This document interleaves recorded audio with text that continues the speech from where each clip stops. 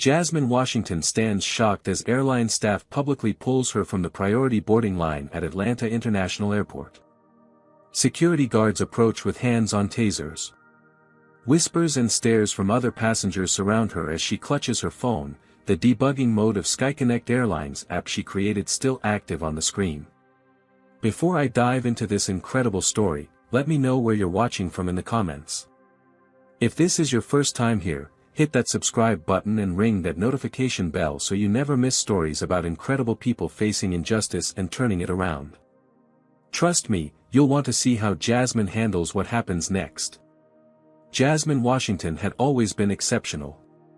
Growing up in inner-city Baltimore, she showed an early aptitude for mathematics and computer science that set her apart from her peers. Her mother, Evelyn, worked double shifts as a nurse to provide for Jasmine and her younger brother Nathan after their father passed away when Jasmine was just 12. Despite the financial struggles, Jasmine's brilliance earned her a full scholarship to MIT, where she graduated at the top of her class with a double major in computer science and applied mathematics. The transition from Baltimore to the prestigious halls of MIT hadn't been easy. As one of only 7 black women in her program of over 200 students, Jasmine constantly battled imposter syndrome. Comments from classmates suggesting she was only there to fill a diversity quota cut deep, but Jasmine channeled that pain into determination. She studied harder, stayed up later, and consistently outperformed everyone who doubted her. After graduation, Jasmine joined Technova Solutions, a leading software development firm known for creating cutting-edge applications for major corporations. Even there, as a senior software engineer, she encountered the same subtle discrimination. Despite her ideas often being the most innovative in the room, she frequently had to enlist her white male colleagues to present them to clients to ensure they were taken seriously. "I learned to pick my battles," Jasmine would later tell a reporter. Sometimes getting the work done was more important than getting the credit. When SkyConnect Airlines approached Technova about developing a revolutionary new app that would streamline everything from booking to boarding to baggage claim, Technova's CEO Anthony Harris personally selected Jasmine to lead the project. The assignment was both an honor and a tremendous challenge. SkyConnect was struggling financially, losing market share to more tech-savvy competitors. This app needed to not just be good, it needed to save the company. For 6 months, Jasmine poured everything into the project. She led a team of 12 developers, often working 18-hour days to perfect every feature. Her apartment became little more than a place to shower and occasionally sleep. She missed her brother's college graduation and her mother's birthday. Her social life evaporated completely. But the results were undeniable. The SkyConnect app launched to widespread acclaim. With a 4.8-star rating and over 15 million downloads in the first month alone, it was hailed as the new industry standard. Features like real-time gate updates, augmented reality terminal navigation, and an AI assistant that could rebook disrupted travel in seconds set it apart from every competitor. SkyConnect's stock price rose 28% in the week following the launch, and the company estimated the app would save them approximately $120 million annually in reduced call center volume and operational efficiencies. Jasmine's name wasn't on any of the press releases, but within the industry, her role was well known. Tech blogs praised her innovative approach to user experience design and the elegant solutions she'd created for previously persistent industry problems. Several aviation technology publications requested interviews, which Technova's PR department scheduled for the following month. The day before our story begins, Jasmine had been at SkyConnect's headquarters for a final debugging session. A minor glitch affecting some international flight bookings needed to be fixed, and Jasmine insisted on handling it personally. After 18 straight hours of coding, she had resolved the issue and pushed the update live. Exhausted but satisfied, she decided to use her company-provided platinum status to book a first-class ticket home. After months of limited contact, she was looking forward to spending a weekend with her family before diving into her next project. "I've earned this," she told herself as she booked the ticket, fighting the familiar feeling that she didn't belong in first class. "I've more than earned this." Little did she know that this small decision to treat herself would lead to one of the most humiliating and ultimately transformative experiences of her professional life. The morning of her flight, Jasmine arrived at Atlanta International Airport looking every bit the successful professional she was. Dressed in a tailored navy blazer, crisp white blouse, and slim-fitting trousers, her natural hair styled in a neat crown of twists, she projected the confidence she had worked so hard to build. The only sign of her exhaustion was the slight darkness under her eyes, hidden partially by minimal makeup. At the priority check-in counter, she noticed the first hint of skepticism. The agent, a middle-aged white woman with a practiced smile, glanced between Jasmine's ID and her face 3 times before begrudgingly processing her boarding pass. "And how did you qualify for platinum status?" the agent asked, her tone implying that there must have been some mistake. "Through my company," Jasmine replied simply, deciding not to elaborate on her role with the very airline she was flying. Years of similar interactions had taught her that overjustification often made things worse. As she moved toward security, Jasmine overheard 2 businessmen behind her. "Must be some affirmative action thing," one muttered to the other. "No way she's earned platinum on her own." Jasmine's shoulders stiffened, but she kept walking. Today wasn't the day to educate strangers on their prejudice. She just wanted to get home. The priority security line moved quickly, and soon Jasmine was heading toward her gate. She stopped briefly to purchase a magazine and a bottle of water, then found a seat near the boarding area. Her phone buzzed with a notification. The app's analytics were showing a 97% success rate on the patch she'd implemented. She smiled, opening the debugging console to check a few more metrics before boarding began. When the gate agent announced priority boarding, Jasmine gathered her carry-on luggage and joined the line. She noticed several other first-class passengers, all white, mostly male, mostly older, giving her sidelong glances. She'd grown accustomed to being the only black woman in premium cabins and had developed a thick skin about such looks. When she reached the front of the line, she presented her boarding pass to the agent, Karen Miller, a blonde woman in her 30s with an SkyConnect pin indicating 5 years of service. Karen scanned the boarding pass, then frowned. She scanned it again. "Is there a problem?" Jasmine asked. "I need to verify this boarding pass," Karen replied, her voice loud enough for those nearby to hear. "This doesn't look right." "I assure you, it's valid," Jasmine said calmly. "I just checked in 2 hours ago." Karen's eyes narrowed. "Please step aside while I verify this with my supervisor." Before Jasmine could protest, Karen was waving over her supervisor, Bradley Thompson, a balding man with a permanent scowl etched into his face. They spoke in hushed tones, with frequent glances in Jasmine's direction. The line behind Jasmine grew, with several passengers sighing audibly at the delay. Jasmine felt her cheeks warming with embarrassment, but maintained her composure. Bradley approached her, flanked by 2 security guards whose hands rested casually on their tasers. "Ma'am, we need to verify the authenticity of your boarding pass and status," Bradley announced loudly. "We have reason to believe you may be using fraudulent credentials." The bustling gate area suddenly seemed to go quiet. Jasmine felt dozens of eyes on her. "There's nothing fraudulent about my boarding pass," she replied, keeping her voice even despite the anger building inside her. "I'm a platinum member flying first class. Everything was confirmed at check-in." "Ma'am, we have protocols for these situations," Bradley continued, as if she hadn't spoken. "I'm going to need you to come with us." "Protocols for what situations exactly?" Jasmine asked, her professional demeanor beginning to crack. "For when black women try to board in first class." Bradley's face hardened. "Security will escort you to our verification office. If there's been a mistake, we'll sort it out there." One of the security guards stepped forward, reaching for Jasmine's arm. She stepped back. "Do not touch me," she said firmly. "I will walk with you, but you have no right to put your hands on me." Around her, reactions varied. Some passengers looked uncomfortable, avoiding eye contact. Others watched with undisguised curiosity.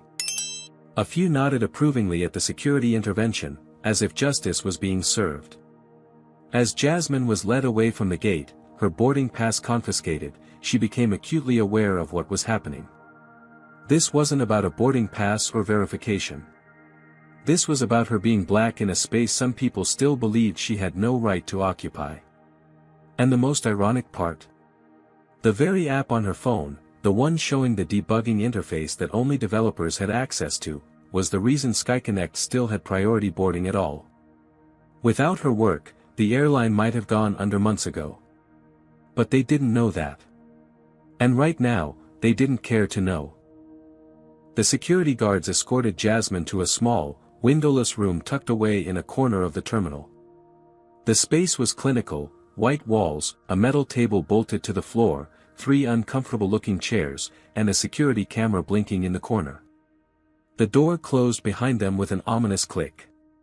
"Please place your belongings on the table," instructed the taller of the 2 guards, a white man with a crew cut whose name badge read Peterson. Jasmine carefully set down her purse and carry-on. "This is completely unnecessary," she said. "A simple phone call could verify my status."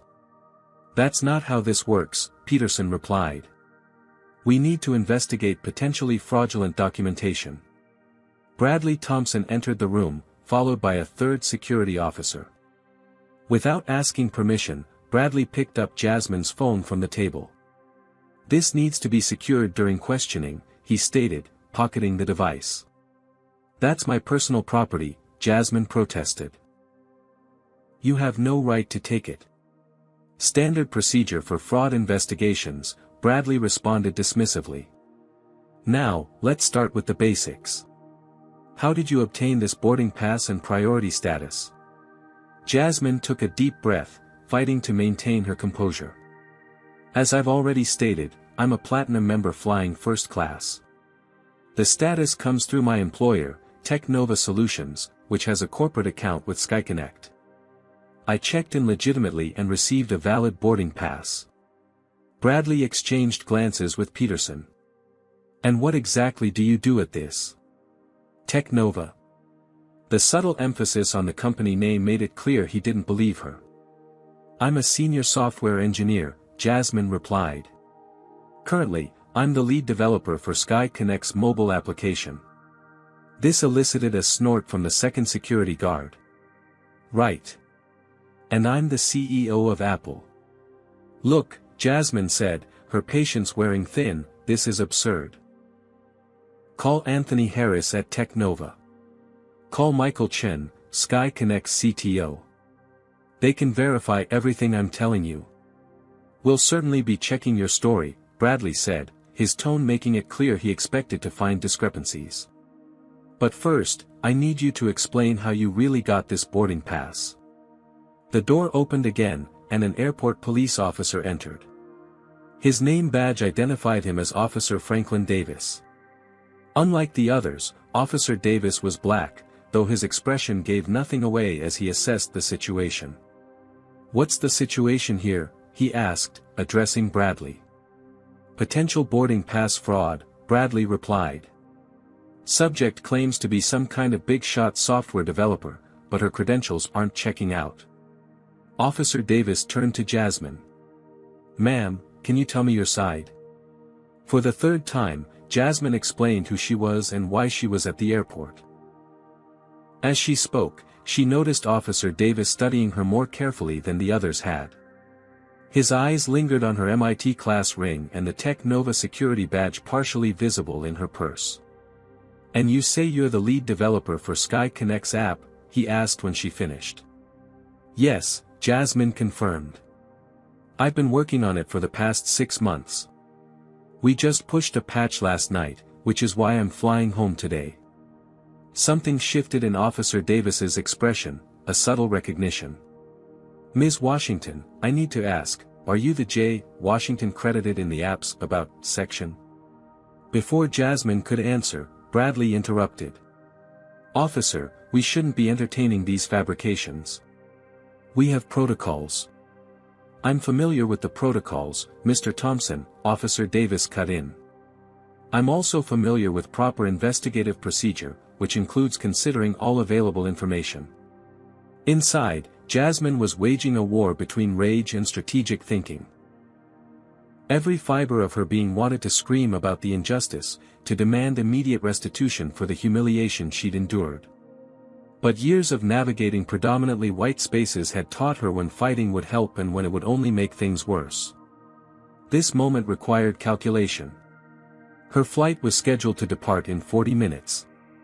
Even if she was cleared immediately, the chances of making it were slim. More importantly, this incident wasn't isolated, it was symptomatic of systemic issues that wouldn't be solved by her individual indignation. "Officer Davis," Jasmine said calmly, "I'd like to make a phone call to Sky Connect's Chief Technology Officer, Michael Chen. He can verify my identity and role with the company." "That won't be necessary," Bradley interjected. "We have procedures for verification that don't involve bothering executives with trivial matters." "Being racially profiled and publicly humiliated is not a trivial matter," Jasmine replied, her voice steady but firm. "And I have every right to contact someone who can confirm my identity." A tense silence filled the room. Officer Davis seemed to be reassessing the situation, his eyes moving between Jasmine and Bradley. "Mr. Thompson," he finally said, "I think it would be appropriate to allow Ms. Washington to make her call. If her claims are false, we'll know soon enough." Bradley's jaw tightened, but he nodded stiffly. "Fine. But I'll need to be present for the call." As Officer Davis reached for his phone, the door opened once more. A flight attendant in Sky Connect's navy and silver uniform stepped into the already crowded room. He was black, tall, with a name badge reading, "Williams, Terrence." "Excuse me," he said, "but I was told there was a situation regarding a passenger named Washington." All eyes turned to the newcomer. "And you are?" Bradley demanded. "Terrence Williams, senior flight attendant for Sky Connect," he replied. "I just got a message that," his eyes landed on Jasmine, and recognition flashed across his face. "Ms. Washington? Jasmine Washington from Tech Nova?" For the first time since being pulled from the line, Jasmine felt a glimmer of hope. "Yes, I'm Jasmine Washington," she confirmed, relief evident in her voice. Terrence Williams turned to the security personnel with a look of disbelief. "Do you have any idea who this is?" "This is the woman who built our entire app system." Bradley Thompson shifted uncomfortably. "She claims to be a software developer, but we have protocols for verifying." "I know exactly who she is," Terrence interrupted. "Her picture was in the company newsletter last month. She's the reason our airline didn't go bankrupt." Officer Davis raised an eyebrow at Bradley. "Seems like verification just walked through the door, Mr. Thompson." The atmosphere in the small room had shifted dramatically. Peterson and the other security guard exchanged uneasy glances, while Bradley's face flushed red. "There must have been some misunderstanding," Bradley began, his tone suddenly conciliatory. "We take security very seriously at Sky Connect." "What you take seriously is profiling," Jasmine stated flatly. "Now, I'd like my phone and boarding pass returned immediately." Bradley hesitated before reluctantly retrieving her phone from his pocket. When he handed it to her, Jasmine immediately noticed a hairline crack across the screen that hadn't been there before. "This is damaged," she said, holding it up. "It must have happened before," Bradley replied defensively. Jasmine unlocked the phone, navigating to the Sky Connect app. The debugging interface she'd been using earlier had been closed, and when she tried to reopen it, an error message appeared. Someone had attempted to access secure features without proper authentication, triggering a security lockout. "Someone tried to access restricted areas of this app," she said, looking directly at Bradley. "That's a violation of the Computer Fraud and Abuse Act." Officer Davis stepped forward. "Mr. Thompson, did you attempt to access Ms. Washington's phone without authorization?" Before Bradley could respond, Terrence intervened. "Ms. Washington, your flight is scheduled to depart in 20 minutes. If you'd like to make it, I can escort you back to the gate immediately." Jasmine considered her options. Part of her wanted to pursue the phone tampering issue right then and there, but the pragmatic side won out. Yes, I'd appreciate that. As Terrence led her out of the room, Officer Davis handed her his card. If you decide to file a complaint about today's incident or the damage to your property, please contact me directly. Jasmine nodded, tucking the card into her blazer pocket. The walk back to the gate was brisk, with Terrence apologizing profusely for the treatment she'd received. This is not what Sky Connect stands for, he insisted. I can't believe they did this to you of all people. When they arrived at the gate, the final boarding call had just been announced. Karen Miller was still at the podium, and her eyes widened when she saw Jasmine returning with Terrence. Ms. Miller, Terrence said formally, this is Jasmine Washington, the lead developer of our company's app. She'll be boarding now. Karen's smile was strained. Of course. We're so sorry for the misunderstanding, Ms. Washington. These verification processes are just standard. Save it, Jasmine cut her off. We both know what happened here wasn't standard procedure. Looking past Karen, Jasmine could see the aircraft door was already closed. Following her gaze, Karen said, I'm afraid the flight has already completed boarding. The door has been secured for departure. Terrence looked mortified. You held her so long she missed her flight. As I said, it was an unfortunate misunderstanding, Karen replied, not meeting his eyes. We can rebook Ms. Washington on the next available flight to Baltimore, which departs in 3 hours. Jasmine felt the eyes of nearby passengers on her. Some were openly staring, others pretending not to listen while catching every word. A few had phones out, possibly recording the interaction. I don't want your next available flight, Jasmine said, her voice calm but carrying clearly in the gate area. What I want is the contact information for your Director of Customer Experience and your Chief Diversity Officer. Karen blinked. I don't believe we have a Chief Diversity Officer. That's part of the problem, Jasmine replied. Terrence, would you happen to know who I should contact about this incident? Absolutely, he nodded. I'll get you direct lines to everyone you need to speak with. Have you ever experienced or witnessed racial profiling in a public space? Comment number 1 if you've seen how differently people get treated based on their appearance. Drop a 2 if you believe companies need stronger diversity training. Hit like if you think what happened to Jasmine is unfortunately all too common in America today. And subscribe if you want to see how she turns this humiliating experience into powerful change. What would you do if you were in Jasmine's position? Would you accept the airline's half-hearted apology and move on, or would you fight for accountability and systemic change? Let's see how Jasmine handles this pivotal moment. The Sky Connect exclusive lounge was quieter than the main terminal, with soft jazz playing in the background and comfortable leather armchairs arranged in private clusters.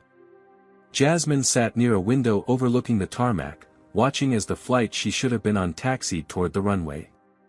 Terrence had insisted she use the lounge while waiting for her rebooked flight, providing her with the access code despite her no longer having a valid boarding pass. It's the least we can do, he'd said before being called away for his shift.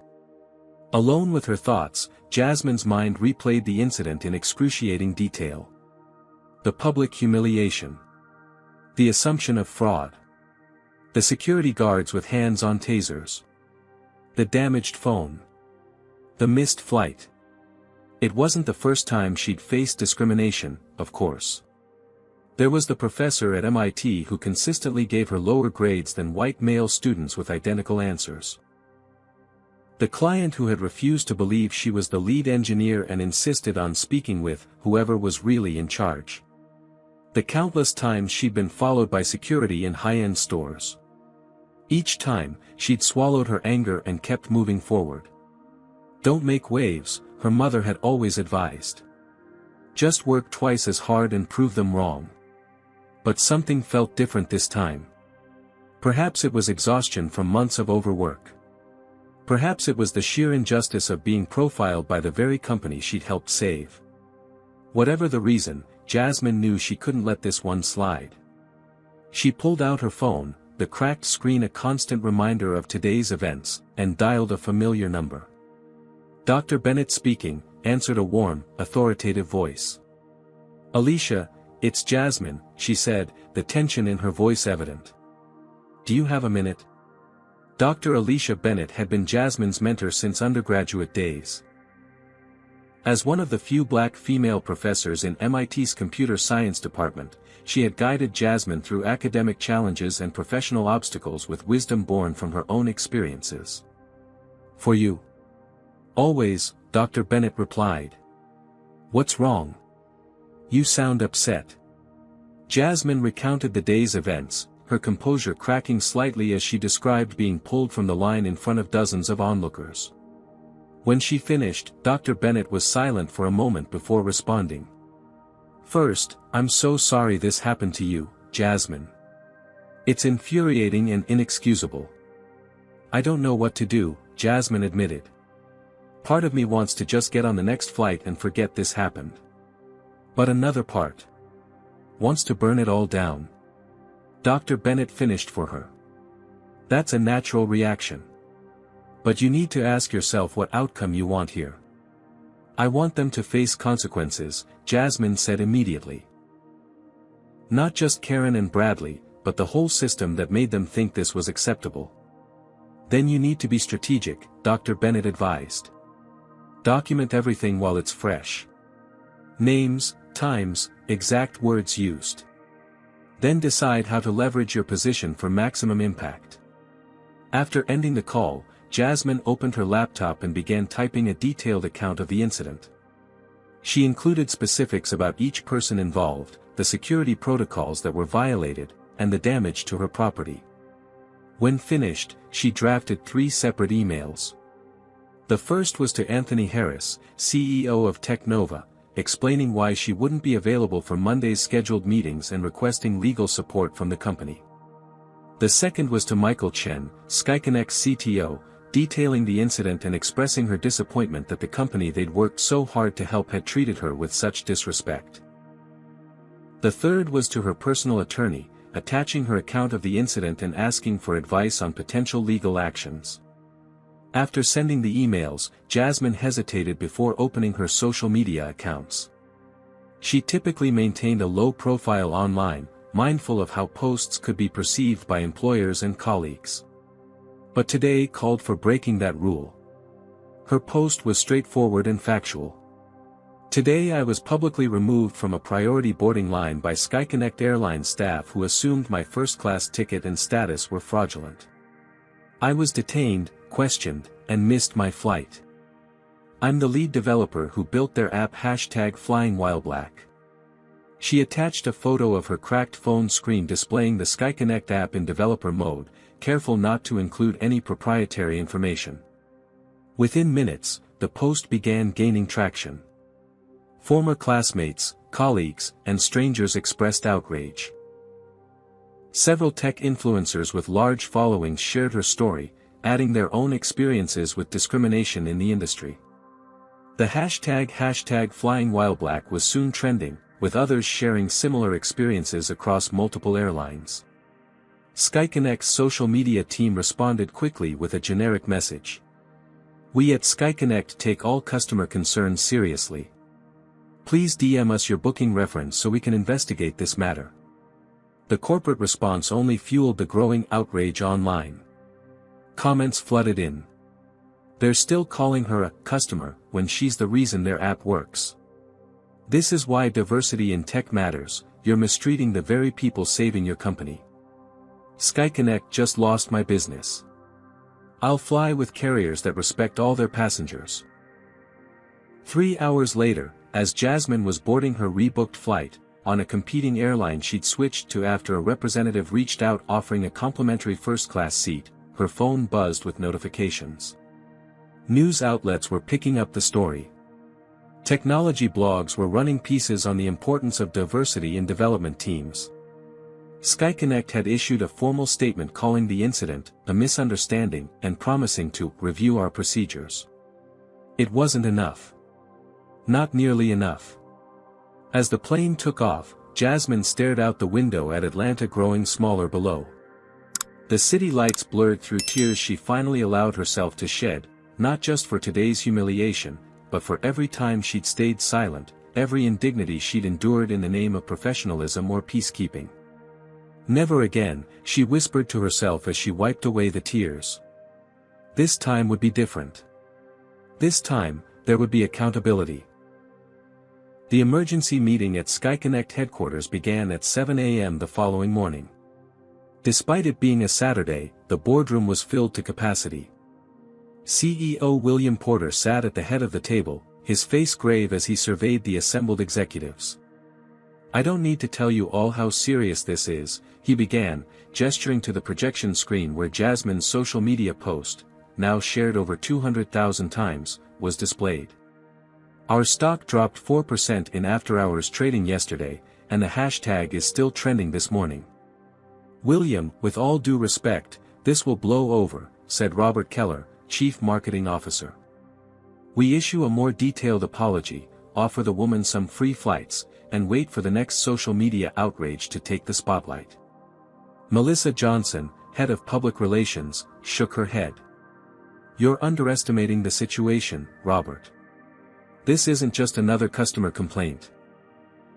The tech community is particularly vocal about this because she's one of their own." "Exactly who is this woman anyway?" demanded Jeffrey Adams, Chief Financial Officer. "Is she really as important as she claims?" The room fell silent as Michael Chen, Chief Technology Officer, cleared his throat. The normally composed executive looked uncharacteristically rattled. "Her name is Jasmine Washington," he said. "And yes, she's exactly who she says she is. She's the lead developer from Technova who designed our entire app infrastructure. Without her work, we'd likely be in bankruptcy proceedings right now instead of having this conversation." Porter's face paled. "And we had her detained by security." "It's worse than that," Chen continued, typing on his laptop. The screen changed to show internal system logs. "According to these access records, someone tried to break into the admin functions of our app yesterday using her phone. Given the timing, it was almost certainly someone from our security team." "Jesus Christ," Porter muttered. "So on top of racial profiling, we potentially have corporate espionage and computer fraud charges to worry about?" "It gets worse," said Lisa Patel, VP of Customer Experience, who had been uncharacteristically quiet until now. "I've reviewed the security footage from the incident. It corroborates Ms. Washington's account completely. Our staff were dismissive, condescending, and failed to follow verification protocols that would have quickly established her identity." "Can we contain this?" Porter asked. "Legally speaking." The corporate counsel, David Winters, looked grim. "She'd have a strong case for racial discrimination, potentially violation of her civil rights, property damage, and possibly more depending on what happened during her detention. And given her high profile in the tech community." He was interrupted by his phone buzzing. After glancing at the screen, his expression darkened further. That was Anthony Harris, CEO of Technova. "He's threatening to pull our contract unless we, and I quote, make this right in a very public and meaningful way." The room erupted in anxious chatter. The Technova contract wasn't just about the app, it included ongoing development, maintenance, and several planned enhancements that were central to SkyConnect's recovery strategy. "Losing that contract would cost us upwards of $30 million over the next 2 years, the CFO noted, looking physically ill at the prospect. "People, focus," Porter commanded. "We need solutions, not panic. What's our immediate action plan?" "Karen Miller and Bradley Thompson have been placed on administrative leave pending investigation," Lisa Patel reported. "Though frankly, the footage is damning enough that termination seems warranted." "That's just sacrificing scapegoats," Michael Chen argued. "This is a systemic problem. Our frontline staff clearly need better training, but we also need to address the corporate culture that made them comfortable profiling a passenger based on race." As the executives debated next steps, Porter's assistant entered the room and whispered something in his ear. His already serious expression turned grave. "It appears we have another problem," he announced to the room. "Someone from this meeting has leaked internal emails about the incident to the press.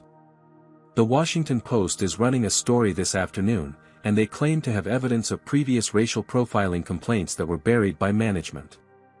The accusatory glances around the table were interrupted by a collective notification sound as everyone's phones buzzed simultaneously. It was an automated alert from their stock monitoring system. SkyConnect shares had dropped another 6% at market open, triggering emergency protocols.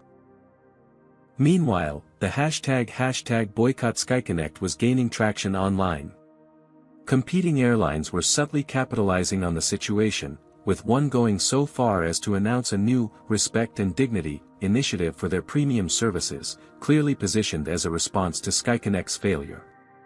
Most concerning of all, 3 of SkyConnect's celebrity brand ambassadors had publicly distanced themselves from the company, with one famous musician tweeting, "Can't partner with a company that treats black excellence like criminal behavior. Do better, SkyConnect." Hashtag flying while black. As the meeting continued into its third hour, Porter's phone rang. The caller ID showed Anthony Harris from Technova. "Anthony," Porter answered, putting the call on speaker. "We were just discussing the situation with Ms. Washington. I want to personally assure you." "Save it, William," Harris interrupted. "I'm not calling for assurances. I'm calling to inform you that Jasmine has our company's full support, including legal representation if she chooses to pursue that route. She's not just some contractor, she's one of our most valuable team members. We completely understand, and we're working on a comprehensive response. Here's what's going to happen," Harris continued as if Porter hadn't spoken. "You're going to issue a public apology that specifically acknowledges the racial profiling that occurred. You're going to outline concrete steps to address systemic bias in your organization. And you're going to make it clear that the employees involved have been held accountable. We're all ready. I'm not finished. Additionally, Jasmine has back-end access to your entire app infrastructure. Did you know that? One line of code from her could shut down your entire operation. Now, she would never do that because she's a consummate professional. But I want you to understand the position you're in. Fix this, William. Fix it today." The call ended, leaving the boardroom in stunned silence. "He's bluffing about the back-end access, right?" the CFO finally asked, looking to Michael Chen. Chen shook his head slowly. "No, he's not. As the lead developer, she has administrator privileges to the entire system. It's standard practice for the development team lead." William Porter stood up, straightening his jacket. "All right, we've heard enough. This isn't just a PR crisis anymore, it's an existential threat to our company. I want a comprehensive response plan on my desk within the hour. Lisa, work with HR on immediate bias training for all customer-facing staff. Michael, audit our security protocols to ensure nothing like this happens again. Melissa, draft a public statement that actually takes responsibility instead of calling this a misunderstanding. And David, reach out to Ms. Washington's representatives directly. We need to make this right, not just for the public, but because it's the right thing to do." As the executives dispersed to their assignments, Porter remained in the boardroom, staring at the social media feed still projected on the screen. The damage control had only just begun. Jasmine's childhood home in Baltimore hadn't changed much over the years. The same faded floral couch sat in the living room, the same family photos lined the hallway, and the same scent of her mother's lemon pound cake filled the air. It was a sanctuary, a place where Jasmine could momentarily escape the storm swirling around her. "Baby, you've barely touched your breakfast," Evelyn Washington noted, concern etched on her face. At 62, she still worked part-time as a nurse, though Jasmine had been trying to convince her to retire. "You need to keep your strength up." "I'm not very hungry, Mom," Jasmine replied, pushing scrambled eggs around her plate. The incident at the airport had affected her more deeply than she'd initially realized. She'd barely slept, despite exhaustion, and food had lost its appeal. "Those people had no right to treat you that way," said Nathan, her younger brother, his voice tight with barely contained anger. At 25, he was finishing his MBA and had already experienced his own share of racial discrimination. "You should sue them into bankruptcy." "It's not that simple, Nate," Jasmine sighed. "Legal battles take years, and they rarely change the underlying problems." "So what, they just get away with it?" he demanded. Again. The question hung in the air, heavy with the weight of countless similar incidents throughout their lives. How many times had their mother told them the rules were different for black children? How many lectures had they endured about working twice as hard for half the recognition? "I remember when you were 10, Evelyn said softly, sitting down beside Jasmine. "You came home crying because your teacher accused you of cheating on a math test. Said your answers were too good for you to have figured them out yourself." Jasmine nodded, the memory still sharp despite the passage of time. "You went to the school the next day." "I did," Evelyn confirmed. "Took off work, put on my best church dress, and marched into that principal's office with all your previous math assignments. Made them apologize to you in front of the class. I was so embarrassed at the time," Jasmine admitted with a small smile. "But later, I realized how important that was, seeing you stand up for me, refusing to let the injustice slide." "The world hasn't changed enough since then," Evelyn said, taking Jasmine's hand. "But you have more power now than I ever did. The question is, how will you use it?" Later that afternoon, as the social media firestorm continued to grow, Jasmine's phone rang constantly with calls from journalists, tech influencers, and even a few celebrities who wanted to amplify her story. She declined most interviews, needing time to process her thoughts before speaking publicly. One call she did accept came from Zoe Taylor, a former classmate from MIT who now ran a support network for women of color in technology. "This isn't just about you, Jasmine," Zoe said after expressing her outrage about the incident. "Your story has resonated with so many of us because we've all been there in some way. The details differ, but the pattern is the same." "I know," Jasmine acknowledged. "My inbox is flooded with similar stories. It's overwhelming." "Which is exactly why this moment matters," Zoe pressed. "You have visibility right now. You have leverage. You could push for real change." After the call, Jasmine opened her laptop and began reading through the hundreds of messages she'd received. Women and men of color sharing their experiences of being questioned, doubted, and humiliated in professional settings. Junior developers afraid to speak up about discrimination for fear of being blacklisted. Executives who had reached the top only to still face assumptions that they were in the wrong room. The pattern was undeniable and extended far beyond one airline or one incident. This was about systemic bias deeply embedded in corporate America. Her mother knocked softly before entering the guest room where Jasmine had set up her makeshift office. "There's someone here to see you," Evelyn said. "A lawyer named James Baldwin. Says you contacted his firm." James Baldwin was one of the most respected civil rights attorneys in the country, known for taking on high-profile discrimination cases against major corporations. Jasmine had reached out to his firm on the recommendation of Dr. Bennett, but hadn't expected such a prompt personal response. In the living room, Baldwin, a distinguished black man in his 60s with salt and pepper hair and penetrating eyes, stood examining the family photos on the mantel. "Ms. Washington," he said, turning to greet her. "Thank you for seeing me on such short notice." "I should be thanking you for coming," Jasmine replied, shaking his hand. "Your case is compelling," Baldwin stated, getting straight to business as they sat down. "The evidence is strong, the public support is significant, and your position gives you unique leverage.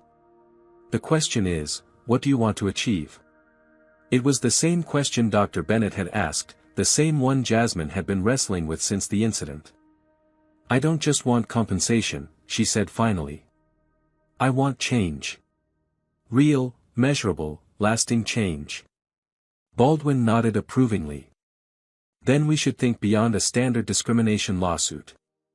We should consider what specific reforms would prevent this from happening to someone else. For the next 2 hours, they discussed potential approaches. Baldwin shared stories of previous clients who had transformed personal injustice into institutional change, the challenges they'd faced, and the strategies that had proven most effective. The hardest part, he warned, will be maintaining your resolve when they offer you money to go away quietly.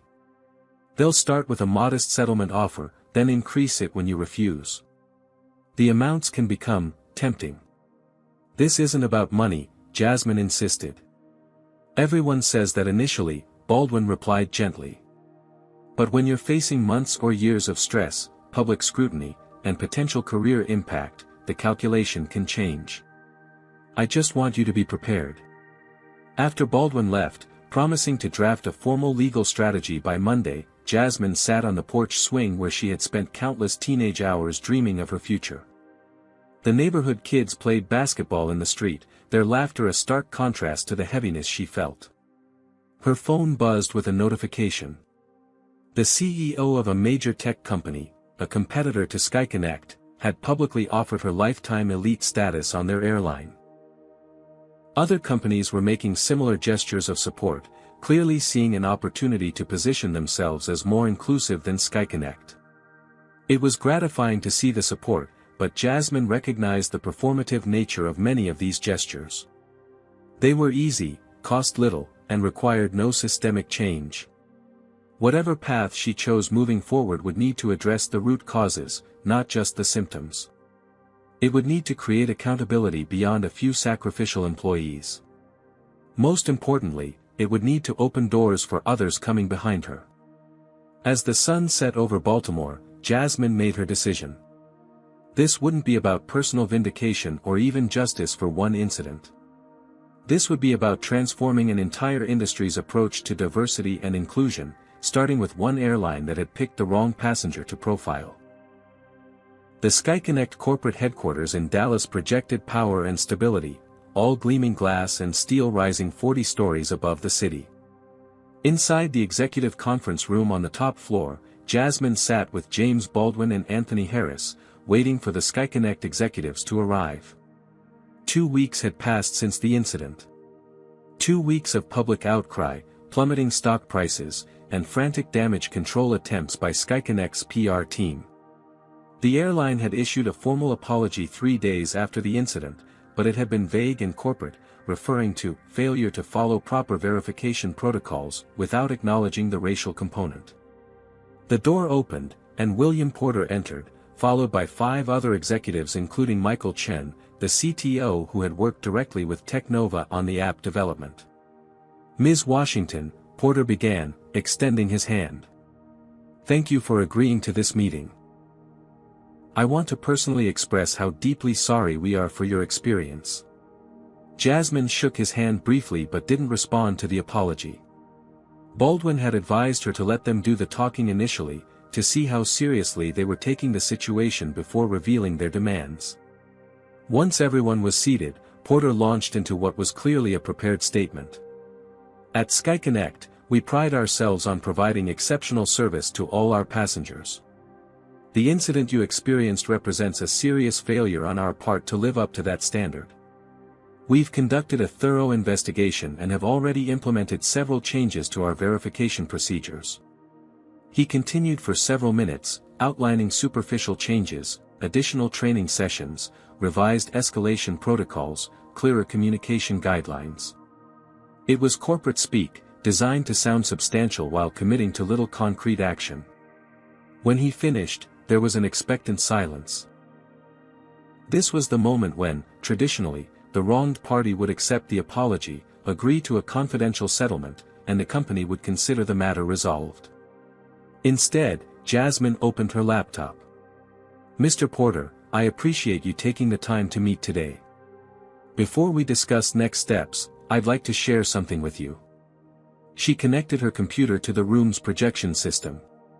On the screen appeared a series of data visualizations, complex flowcharts showing user pathways through the SkyConnect app. This is the current architecture of your mobile platform, she explained. As you know, I designed this system from the ground up. What you may not know is that I still have administrator access to the entire back end. Porter glanced nervously at Michael Chen, who nodded in confirmation. With one command, Jasmine continued, typing briefly, I could initiate a system-wide shutdown that would ground your entire fleet for at least 24 hours while your tech team scrambled to recover. The executives shifted uncomfortably in their seats. I would never do that, of course, she added calmly. That would harm thousands of innocent passengers and employees. My point is simply to illustrate the level of trust your company placed in me professionally, while simultaneously treating me like a criminal personally. She switched to a new slide, a compilation of internal SkyConnect emails regarding previous discrimination complaints. These were provided by concerned employees within your organization. They show a pattern of similar incidents being dismissed or buried over the past 3 years. Porter's face had gone pale. Ms. Washington, if this is some form of leverage for a larger settlement. This isn't about money, Jasmine interrupted. This is about fundamental change. James Baldwin distributed folders to each executive. Inside you'll find our proposed terms for resolving this matter without litigation. The executives opened the folders, their expressions shifting from concern to surprise as they reviewed the contents. This is extensive, Porter said finally. It's necessary, Jasmine countered. What happened to me wasn't an isolated incident or a few employees going rogue. It was the predictable outcome of a system that lacks proper accountability and inclusion. She stood and walked to the whiteboard, picking up a marker. With the confidence of someone accustomed to leading technical presentations, she outlined 5 key demands. First, mandatory comprehensive bias training for all customer-facing staff, developed and led by experts in diversity and inclusion, not generic HR consultants. Second, revision of security protocols with direct input from a diverse advisory council that includes frequent travelers from minority groups. Third, establishment of a substantial scholarship fund for minorities pursuing careers in aviation and technology, with guaranteed internship opportunities. Fourth, implementation of an anonymous incident reporting system for passengers who experience discrimination, with regular public reporting of aggregate data and resolution outcomes. Fifth, creation of a C-suite position, Chief Diversity Officer, with real authority to implement and enforce inclusive policies across the organization. Porter's brow furrowed. Ms. Washington, while we appreciate your suggestions, these measures would cost millions to implement and would require board approval. Anthony Harris, who had been silent until now, leaned forward. William, let me be clear. Technova's continued partnership with SkyConnect is contingent on good faith efforts to address these issues. We won't maintain a business relationship with a company that discriminates against our employees.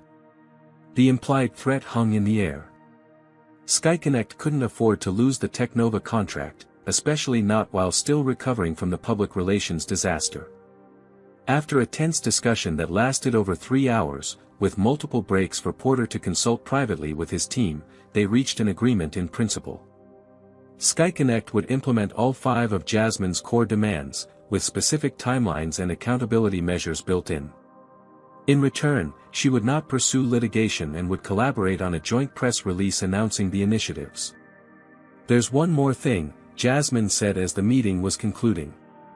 Karen Miller and Bradley Thompson, I want to know what disciplinary actions have been taken. Porter hesitated. They've been on administrative leave pending our investigation. They both claim they were simply following security protocols. I'd like to address them directly, Jasmine requested. Not for revenge, but because I think it's important they understand the impact of their actions. 2 days later, in a smaller conference room, Karen and Bradley sat nervously across from Jasmine and a representative from SkyConnect's HR department.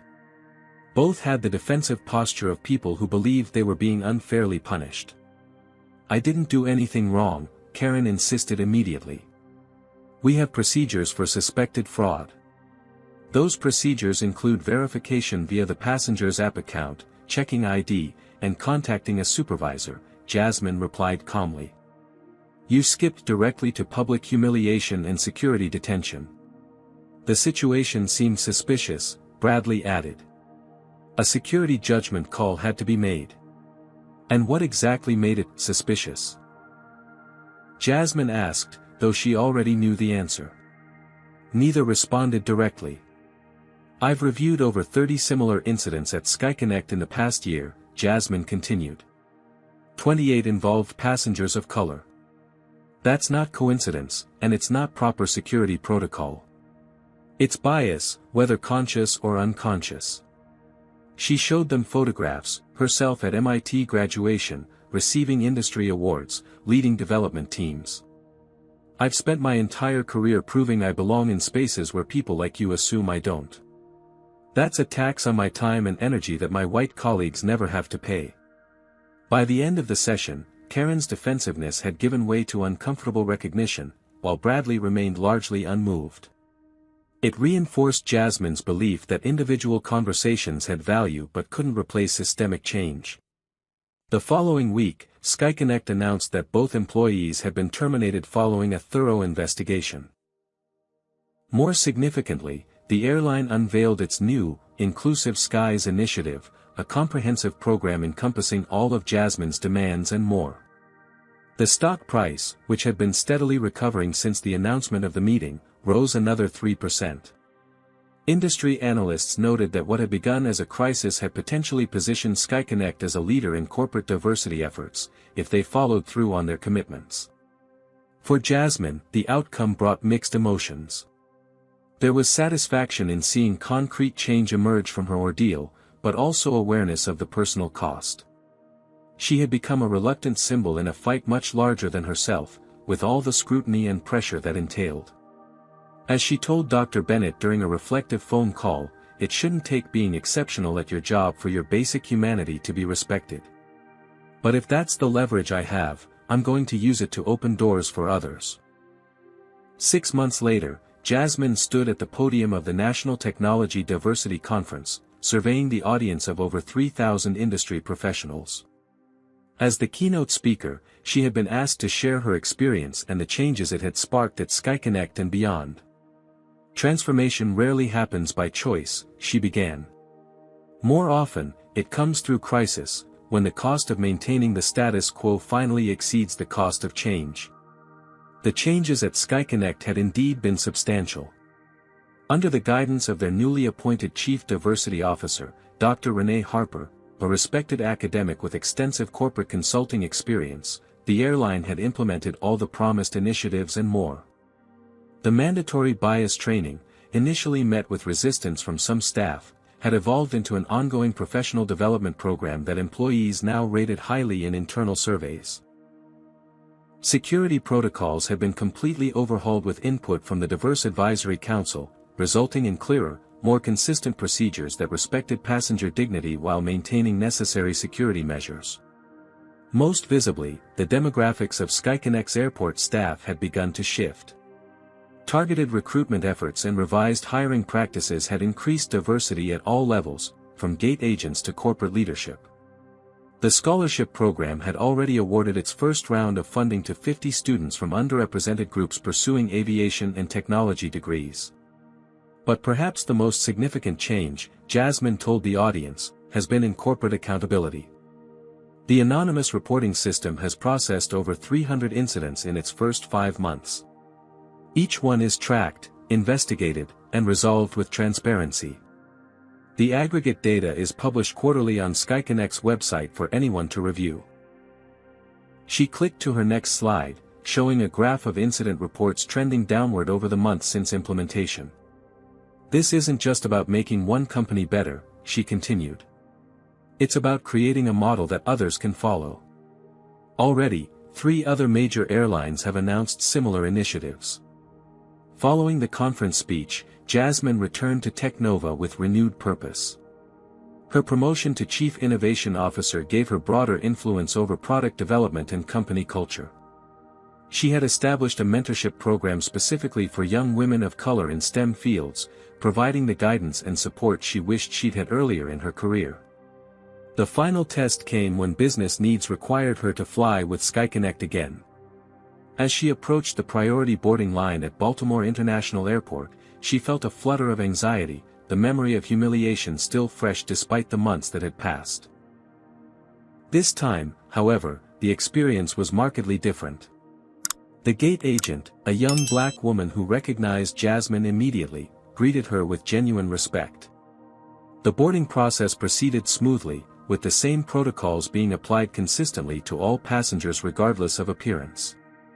Settling into her first-class seat, Jasmine reflected on the personal cost of becoming an unwilling symbol in the fight against discrimination.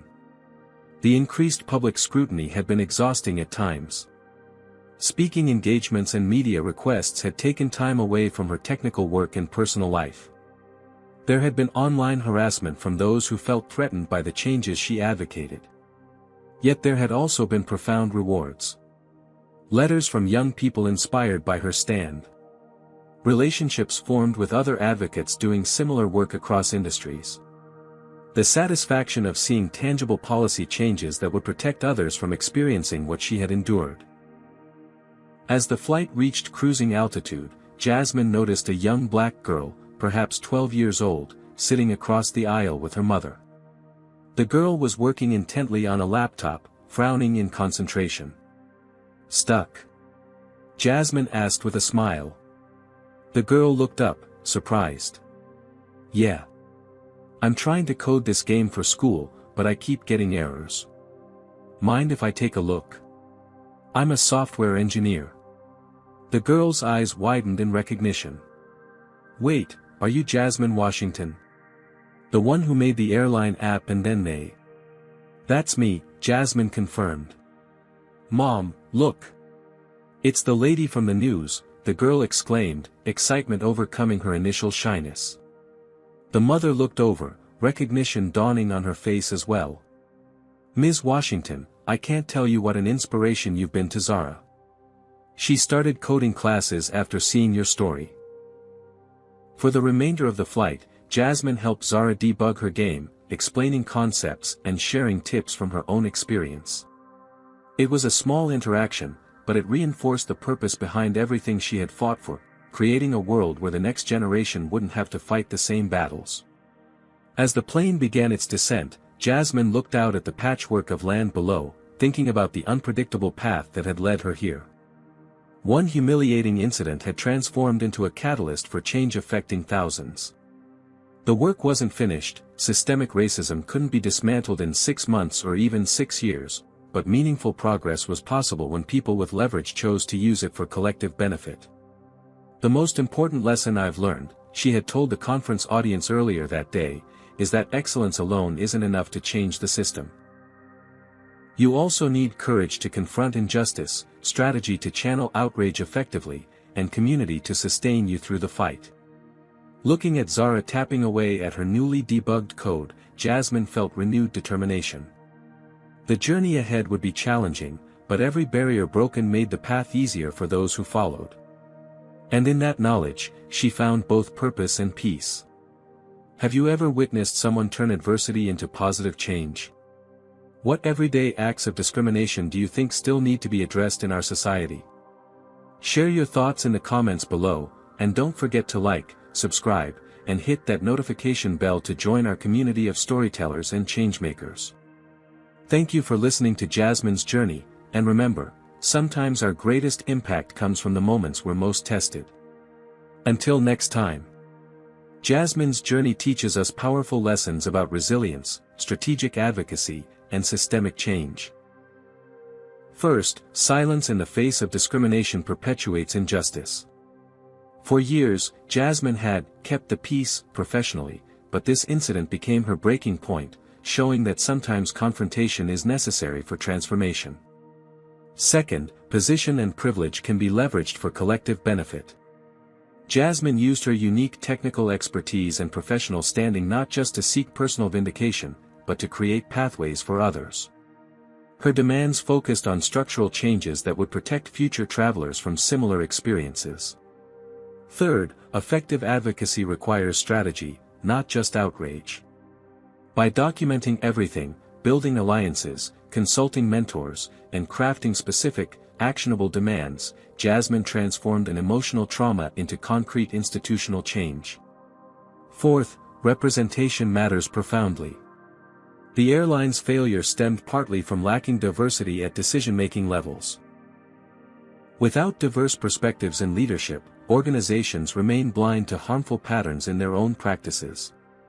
Finally, true change requires both personal growth and systemic reform.